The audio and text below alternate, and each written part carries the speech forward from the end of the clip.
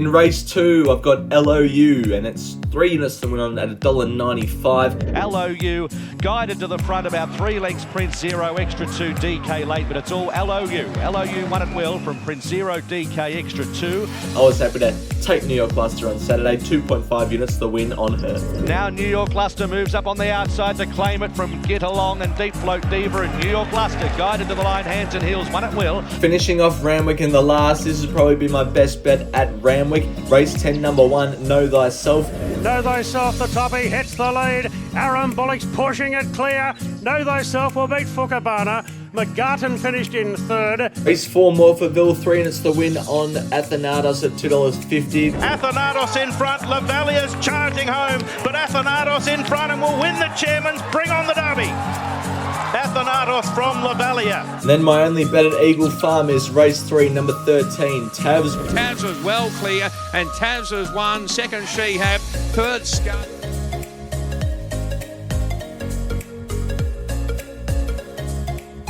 Hello everyone, welcome to this week's preview. As you can see, there's a different background down here.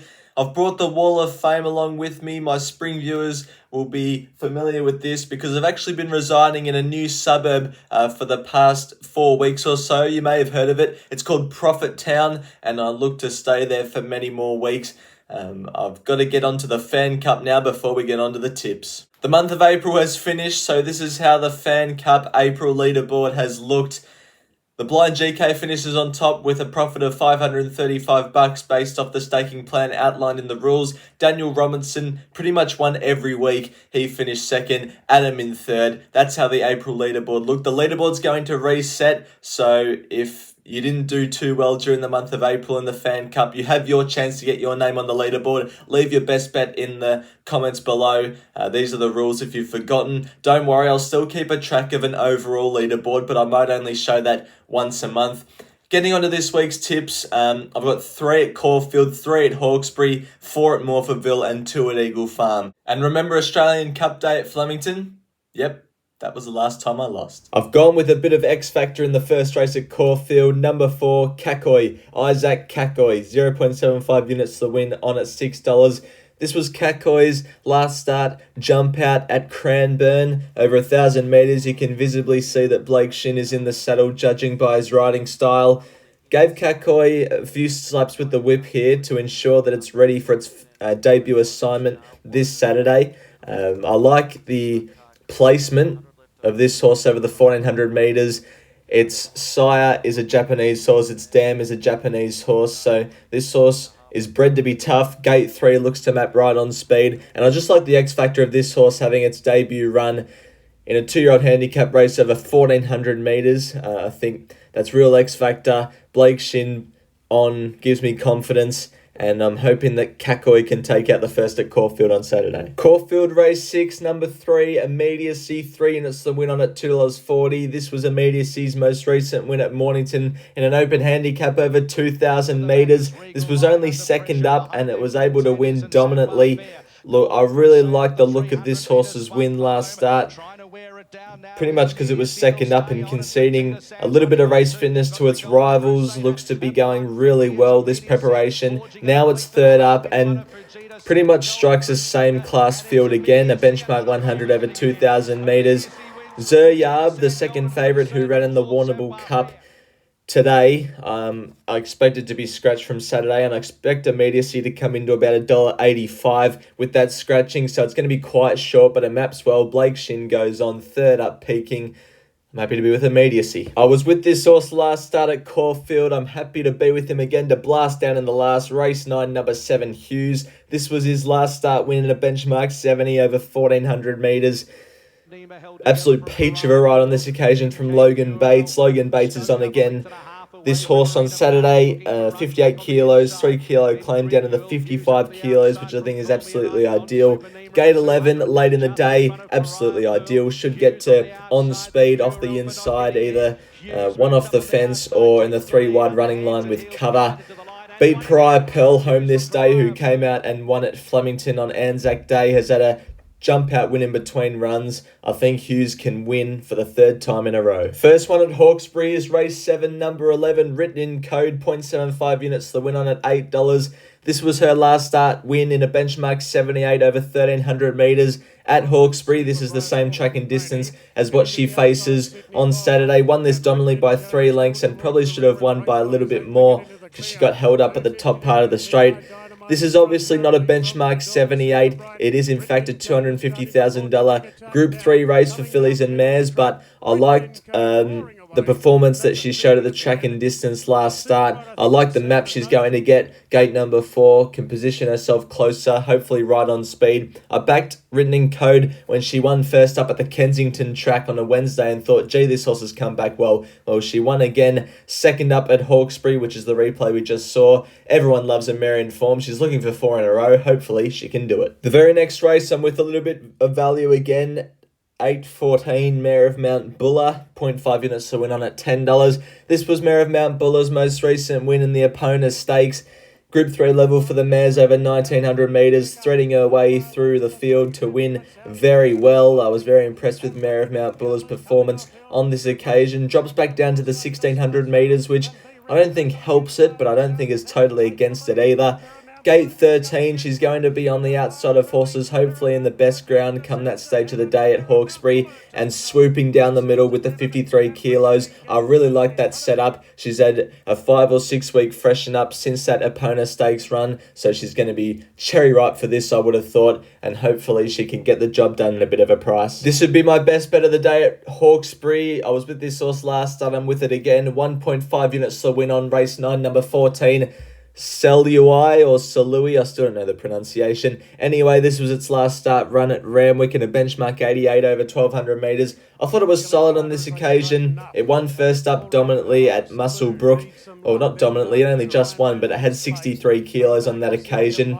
I like the drop back in weight to 53 kilos. I like the booking of Karen McAvoy. I like the gate number 4 can be right on speed. I just hope that this start, it gets ridden with a bit of cover like it did first up. I think that's where it runs its best races, Selui with a bit of cover. So hopefully that can occur. And in the straight, he can go whooshka and finish first.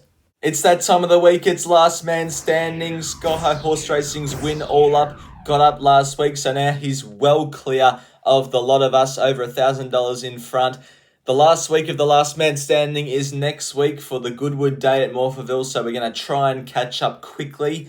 Sky High Horse Racing is going for another $100 win all up this week. No strings attached into Pride of Jenny at Caulfield. Very interesting runner. Now, this is a message to Vinny and Sharon. When I messaged you and said you need some value for this week, I didn't expect you to bet on every single horse that's running on Saturday anywhere. Vinny's gone for 30 the win, harumph, harumph.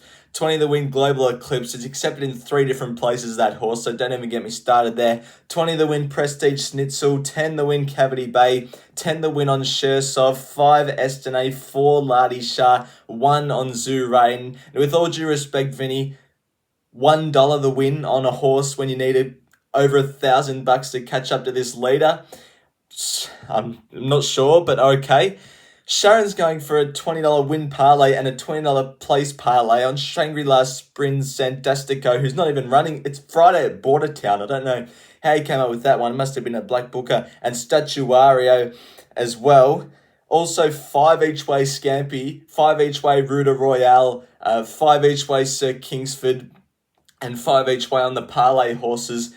Like Sky High Horse Racing, I think the crown's yours. We're not catching up. I've tried my best to put some value in and not spend an hour writing up the bets. I've gone with a win all up with, as I try to remember who, Global Eclipse at Morphettville, Immediacy at Caulfield, Tabs at Eagle Farm. Those 3 look very hard to beat, and a bit of value in there, Hughes in the last at Caulfield, so I think that's about 28 to 1 at the moment. Nikki hasn't got me through the bets yet.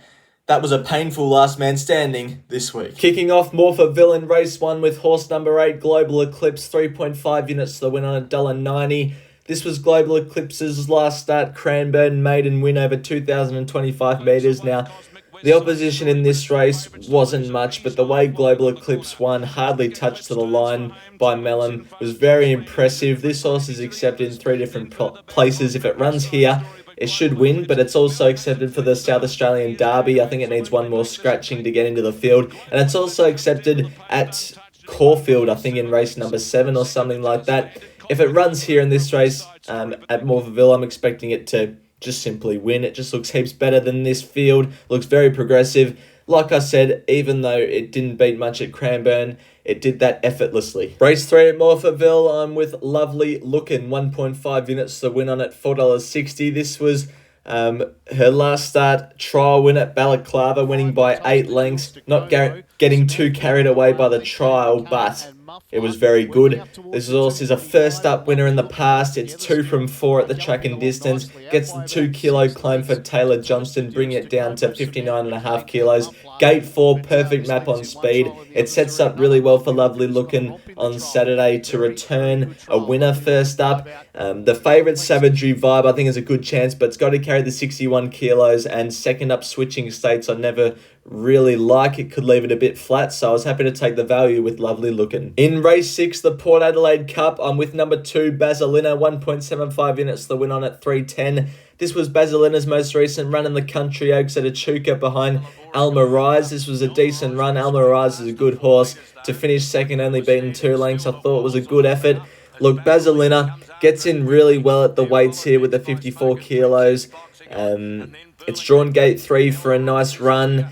It won first up at the Valley, conceding the race fitness over 2,000 metres. Very good performance. Then it went to the Easter Cup at Caulfield and nothing went right. Went to Echuca, ran well in the Country Oaks. Now 4th up to the 2,500 metres. Nice map for Lockie Neindorf. Gets in well at the weights. I'm happy to be with Basilina. I'm playing in the South Australian Derby and I'm with number 2, Statuario, 1.75 units the win on at 3.40. This was his most recent win in the Galilee Series final at Caulfield. I know in my review show I had this races rating pretty poor, but against the field that it's facing on Saturday, I think that it's pretty good form. And it maps for a good run from gate number 3 with Johnny Allen on board.